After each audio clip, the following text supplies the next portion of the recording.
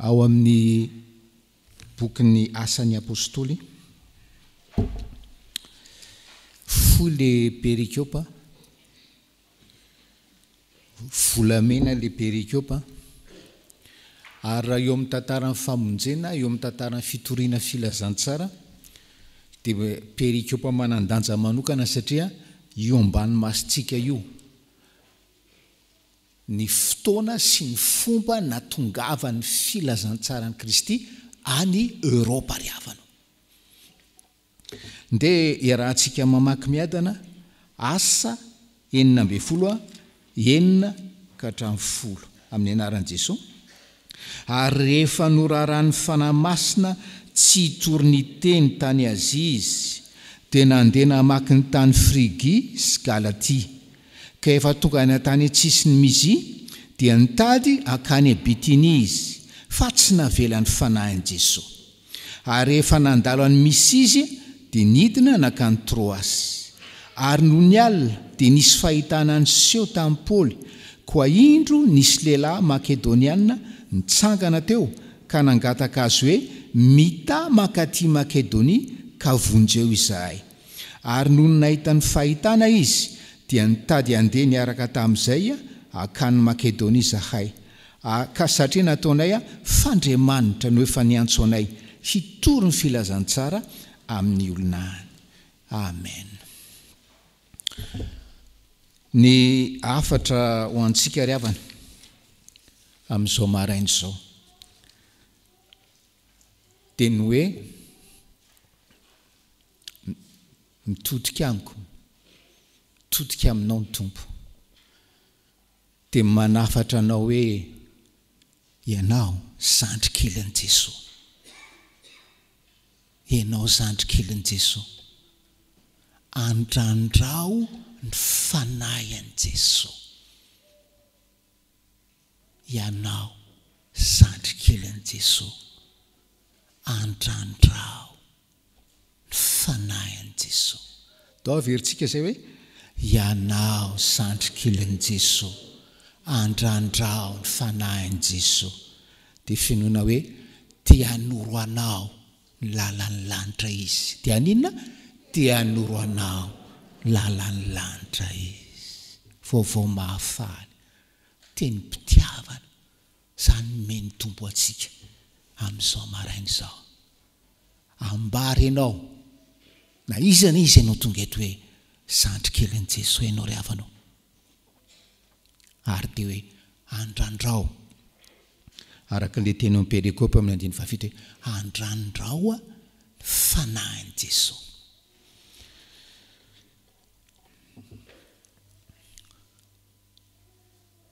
Maninona ry havana no zava-dehibe zany hoe miandrandra fanahin'i Jesosy zany? Zava-dehibe zany satria ny fanahin'i Jesosy irery any, fanahy masina moa zany, fanahin'i Jesosy irery any no mahafantatra ny sitrapon'i Jesosy, mahafantatra ny programan'i Jesosy ho ahy sy ho anao. Zay le izy. Ary io sitrapo io ihany no ananana fiainana vanina ety an-tany. Ary rehefa vita izay fivahiniana ety an-tany dia miditra any an-danitra. Tsisy olona tsy niandrandra ny fanahin'i Jesosy ka manantena hoe anana fiainana vanina na hiditra any an-danitra ry havanao. Ary tsy misy olona tarihan'ny fanahin'i Jesosy ka tsy niandrandra zany fanahin'i Jesosy zany. Fa tsarovy amin'ny andro an'io, tsarovy amin'ny androm-piainanao rehetra saotra Jesosy amin'ny nanaovanao ho zandrikelinao. Ary dia hoe za dia hiandrandra, tena hiandrandra fanahinao ao amin'ny fiainako. Ahoana ny fiasan'io fanahin'i Jesosy io amin'ny olona izay miandrandra azy? Voalohany indrindra, fanahin'i Jesosy no mamonto olona tenin'Andriamanitra, mamonto tenin'Andriamanitra olona iray. Zay ny fahamarinana voalohany. Fanahin Jesosy no mamonto tenin'Andriamanitra amin'olona anankiray. Ary ny tenin'Andriamanitra iny no ahafantarana ny sitrapon'Andriamanitra. Ny fanahin Jesosy no mamonto tenin'Andriamanitra olona anankiray. Ny atao hoe olona vonto ny tenin'Andriamanitra ry havana dia olona manana le fifandraisana manokana amin'i Jesosy, manana fifandraisam-pitiavana. Ka ny atao hoe vonto ny tenin'Andriamanitra dia hoe ny eritrerin rehetra, ny sainy, ny fony dia tena hoe feno. Ary tefen'ny tenin'Andriamanitra feno satria misy fifandraisam-pitiavana eo. Zay le antsika tsy enjery zay. Ary ny fanahy no mamonto teny ary mamainao teny isan'andro. Fa raha ohatra ianao hoe tsy vontony teny avy amin'ny fanahin'i Kristy, tsy afantatra an'izany sitrapon'Andriamanitra zany ianao. Misy olona ihany fa enareo ty tantara ty. Tantarana tovolahy anankiray na retory teny ohatran'izao. Dia hoe asa moa izay fampianarana fa misy fampianarana ohatran'izany ihany any ananiny. Hoe soka mitady tenin'Andriamanitra izy dia sokafana ohatran'izao ny Baiboly. Dia napetrany teo le tanany. Dia inona ny vakiana? Dia nivoaka Jodasy niala teo ary nananto teny dia maty. Inona koa zany teny zany? Tsy hitako izay hevitra izany teny zany. Za koa hoe dia Jodasy. Zay le nataony ohatran'izao le izy. Dia nakamina indray le Baiboly dia sokafany indray mandeha indray dia nataony ohatran'izao indray. Dia ozy izy le teny hoe mandehany ianao ka mba manaova toy izany koa. Zay. Tena mampime satria mampime le olona mba te hamaky tenin'Andriamanitra nefa tsy manana fifandraisana manokana amin'i Jesosy, tsy manana an'izay fifandraisam-pitiavana zay. Ianao nge rehefa mandray SMS, mandray taratasy, mahafinaritra anao foana mamaky an'iny. Zay le izy ry havana. Fa zay ny hoe olona tena hoe manaika hovontosan'ny fanahin Jesosy tenin'Andriamanitra ry havana. Ary zany ry Paoly eto, Paoly sy ny namany eto. Paoly teny an-dalana ho an'i Damaskosy ny fanena tamin'i Jesosy. Tonga tao Damaskosy nambaran'i Jesosy tamin'ny alalany any anazy hoe i Paoly io dia fanaka voafidy hitory ny anarako eny amin'ny jentilisa sy ny mpanjaka sy ny mpanapaka. Zany vao nanomboka nandray an'i Jesosy Paoly dia efa hoe votony tenin'Andriamanitra izy ry havana. Votony tenin'Andriamanitra. Ary isaky ny mandeha izy dia ny men'Andriamanitra teny. Men'Andriamanitra teny. Zay ny fahamarinana voalohany hoe andrandro ny fanahin Jesosy. Fa ny fanahin Jesosy voalohany indrindra amonto tenin'Andriamanitra anao, ahafantaranao ny sitrapony. Fahamarinana faharoa dia zao. Mampianatra antsika ny sitrapon'Andriamanitra ny fanahin Jesosy ka mametraka fandresen-dahatra anaty ao amintsika. Mametraka fandresen-dahatra anaty. Zay le fahamarinana faharoa. Mametraka filazan'ny théologiana azy hoe conviction intérieure. Ry Paoly zao rehefa jerentsika dia hoe eo amin'ny 10:10. Jerentsika nge le asa 9:10. Dia ozy izy eo amin'ny 10:10 hoe ary noho nahita ny fahitana izy dia nitady handeha niaraka tamin'izay akany Makedonia izay satria nataonay fa Andriamanitra no efa niantso anay hitory ny filazantsara amin'ny olona. Nataonay fa Andriamanitra no niantso anay hitory ny filazantsara any Makedonia. Tena hoe resy lahatra. Ary zay fandresen-dahatra ry havana. Zay fandresen-dahatra zay. Fandresen-dahatra omen'ny fanahin Jesosy ny olona zay mitady marina ny sitrapona. Zao nefa riavana, io conviction intérieure du Saint-Esprit io fandresen-dahatra omeny fanahy masina io jamais hanohitra ny tenin'Andriamanitra mazava. Tsy possible zany hiteny hoe mpiantafika de misy tafika goavana tokony hatrehan'ny fiangonana de hoe mety manana nefa tsisy de andeha hamaky banky aloha hoetiko manana an'le tafika maty. Tsy conviction avy amin'ny fanahy masina zany avanao, fa le conviction ny fanahy masina tena hoe sady tsy manohitra ny tenin'Andriamanitra no mametraka anao eo afovoan'ny sitrapon'Andriamanitra. Le afovoan'ny sitrapon'Andriamanitra natory ny fanahy masina any Paoly sy namany hoe any Makedonia nareo. Zay le conviction. Fa manontany ihany ny olona riavana hoe inona marina io fahitana. Io lehilahy hoe hitany Paoly tamin'ny fahitana tao a Troasy tamin'ny andro alina zay nyteny taminy hoe mitamakaty.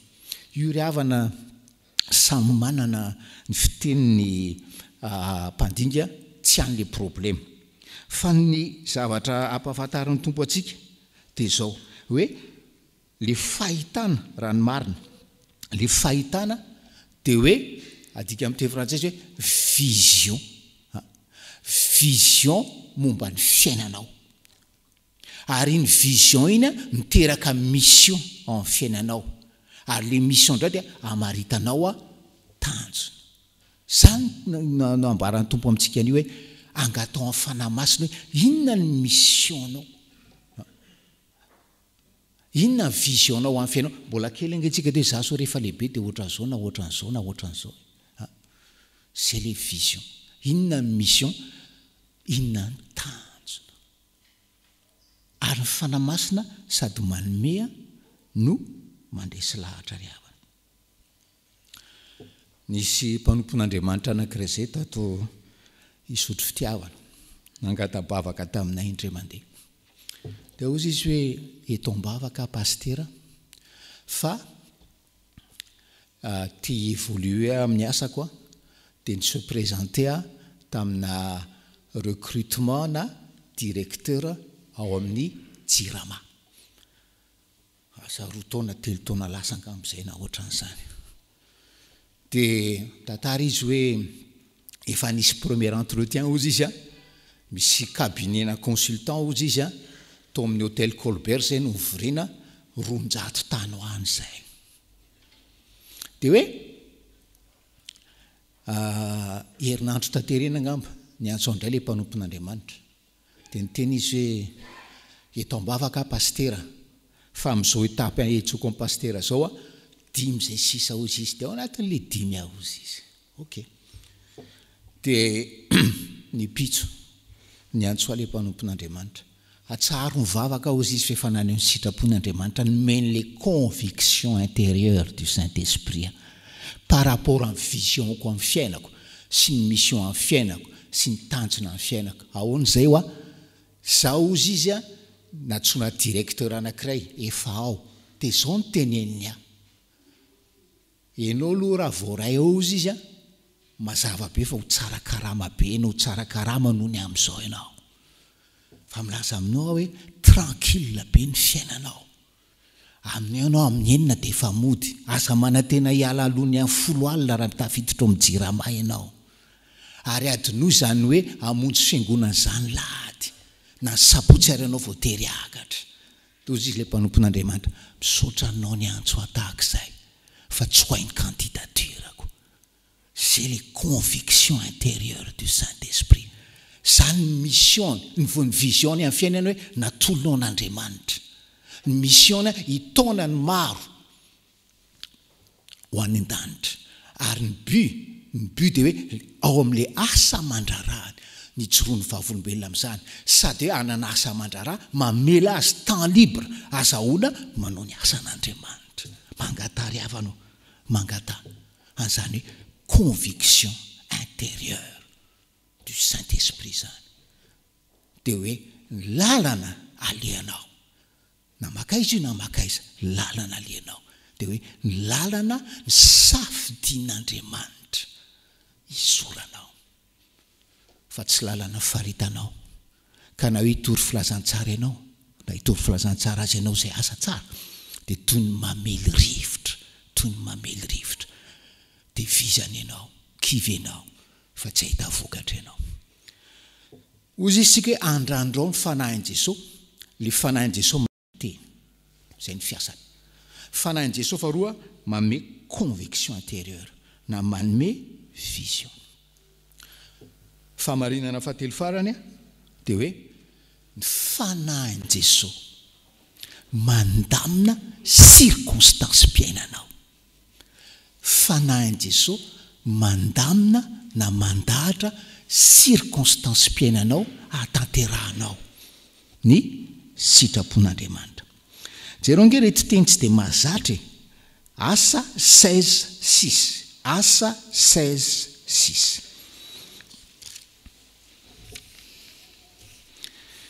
asa 16:6 amin'ny anaran'i Jesosy ary rehefa noraran'ny fanahy masina tsy hitory ny teny tany Aziza zay le asa 16:6 dia eo amin'ny asa 16:7 indray hoe ka efa tonga tany tsisy ny Mizy dia nitady akany Bitiny izy fa tsy navelany fanahin'i Jesosy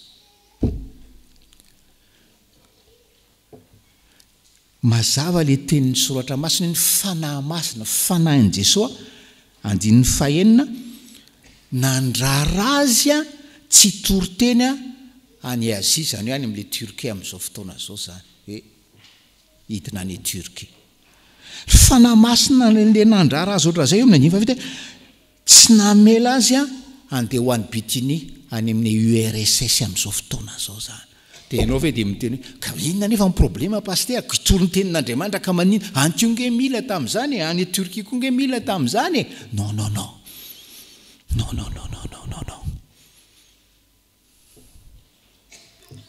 ry sandrikelin'i Jesosy andrandrao ny fanahin'i Jesosy dia hovanina ny fiainanao ary tsy asa ataonao na zavatra madinika indrindra ara satria asa nalahatr'Andriamanitra dia tena hoe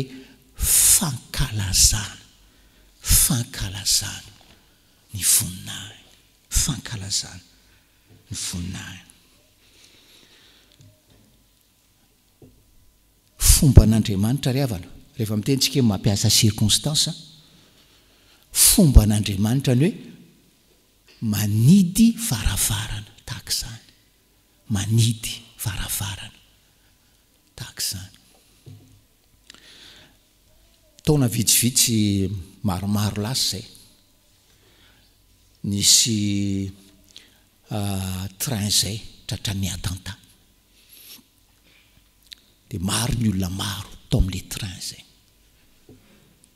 dia nijoro vavolombelona lehilahy anankiray za ozy izy tokony hakan'io train io andeha hanao entretien d'embauche any Paris ary satria entretien d'embauche izy zany any province napetraka entretien d'embauche any Paris asa tsara be any Paris nidobleko ny réveil ozy izy nidobleko ny réveil fa tsy possible tsy mifoha tsy possible tara-train inona ny zavatra antranga tsisy naneno le réveil anankiroa zay ry havana Andriamanitra no nanakana an'le réveil io fa tsy possible zany réveil anankiroa tsy maneno zany ary zay le hoe mampiasa circonstance Andriamanitra tsy sitrapony ny akanisan'io lehilahy amin'izany asa zany na ahoana anao mbola tsy sitrapon'Andriamanitra koa hoe ny afatin'le lehilahy zay le réveil ary rehefa mitentsika hoe noraran'ny fanahy masina tsy navelany fanahy masina tsy fantatra nge hoe inona ny circonstance napetraky ny fanahy masina ngamba nisy hoe jiosy nanohitra teny an-dalana dia nanakana ry Paoly sy ny namany asa mety tratra ny aretina ngamba ary Paoly asa ny sakana hafa avy amin'Andriamanitra sakana hafa avy amin'ny devoly fa ny totaliny dia hoe norarahan'ny fanahy masina ary tsy navelan'ny fanahin Jesosy. Andray katekumène moa rehefa avy eo dia tantaraiky foana ty amin'ny katekumène ry havana hoe ahoana moa no ahafantarako hoe ty lehilahy ty na ty vehivavy tya no nomanin'i Jesosy ho vadiko sy ho rain-janako na ho vadiko sy ho renin-janako. Raha tena samy fantatra hoe efa samy nateraka indray samy fotony filazantsara ary tena hita mihitsy hoe samy mandeha ambany fitarian'ny fanahy masina rehefa napetraka izay profil zay rehefa nataony sivana dia hoe mbola misy telo na efatra eo tavela eo dia izy am'ireo telo efatra eo raha hoe samy mety azy isa no manin'i Jesosy dia io le nolazaintsika fanahy masina ry havana fanahy masina no mandamina an'ilay circonstance io zany fa célibataire dia mieritreritra nisy telo vavy ireo nisy efa bavy ireo dia io raha fa atsoky azafady raha misy Robertine moa zany aloha fa dia allo Robertine za ihany ty tadidinao ve voasaika ny antso anao mihitsy aho fa atao fisehoana amin'ny sabotsy zao zay rehetra dia atsoko indray Gudule atao sera fa tsisy Gudule ato manko atsoko indray Gudule Gudule atsika mpinamana be tany amin'ny Saint-Michel tany fa zao fa za te resaka aminao mbola tsy tapitra akory ny resako dia ozy izy Gudule hoay za anao pot d'adieu fa za andeha ho any an-dafy amin'ny sabotsy zao dia fa raha vantsenako za fa hita Antananarivo eto aloha zany dia atsoko indray le fatelo tsy tadidiko tsony le anarany zay fa misy circonstance ohatran'izany dia io zany le faefatra zany asa raha azonareo le afa zay za manao an'izany fanahy masina efa namonto atenin'Andriamanitra za manao an'izany efa nomena conviction intérieure du Saint-Esprit ary io samy mety dia fanahy masina ry havanao manome ry zany le izy ry zandrikelin'i Jesosy andrandrao fanahin'i Jesosy dia hovanona fiainanao dia azonao antoka ny lanitra ary azakivy ianao rehefa manakatona varavarana anankiray Andriamanitra fa ny fomba an'Andriamanitra manakatona varavarana iray izy fa efa miomana ny hanokatra varavarana anankiray hafa ho anao izay mitady ny sitrapony ary aza hoe laha ny andro malahelo hoe fa maninona Jesosy nakatonao ty varavarana ty aza laha ny andro mametsiny an Jesosy hainao Jesosy aiky tsy tia akory maninona io nakatonao nefa fantatrao fa tena tiako be andrandrao sy varavarana manaraka sokavana ary mety tsy onao ihany izy hoe manidy dia manokatra Paoly ato amin'ity perika eo ty nandeha niainga avy any Antiokia dia efa nandeha araka ny filazan'ny mpandinika nandeha l'équivalent de 1000 kilomètres zay vao hoe nahita mazava hoe ndraran'ny fanahy tsy navelan'ny fanahy fa nytenen'ny fanahy ndanonareo makany Makedonia rehefa ela ny ele Andriamanitra ry havanao manokatra varavaranao anao ary mitaona ny dianao ho any amin'izany varavarana zany varavarana farany ry havana tsy maintsy hodian'Andriamanitra ho antsika rehetra dia ny varavaran'ny fiainana ety an-tany ninona fomba nakatonany an'izany ndray andro afaka 70 na 80 taona farafaelana ho akatony io varavaran'ny fiainana ety an-tany io firariana ho antsika amin'izay fotoana zay dia efa samy ho hita anokafan'Andriamanitra zany varavaran'ny lanitra zany isika menakavy zandrikelin'i Jesosy andrandrao ny fanahin'i Jesosy ho aminao fahasoavan'ny Tompo amen.